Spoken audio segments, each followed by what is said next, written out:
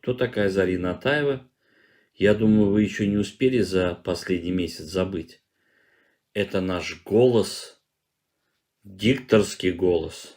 Почему-то, как уже месяц, молчит. Задается вопрос, что? Что-то случилось?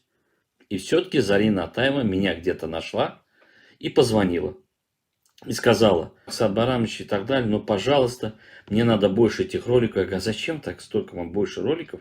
Все это выставлять. Для чего? Вы понимаете, говорит Оксана Барамович, я сюда приехала, и для того, чтобы получить убежище временное или политическое, сейчас не будем казать, мне кажется, это политическое убежище, ей надо показать, что она борется с режимом.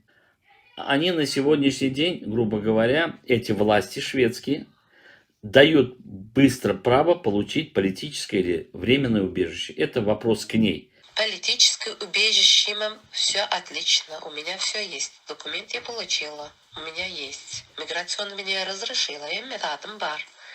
А где вы были раньше? Где вы были раньше?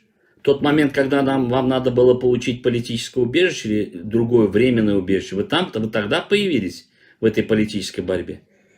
А может быть, вам трудно было получить, вам надо было набрать очко в YouTube-канале, лайки, что вы действительно боретесь с режимом.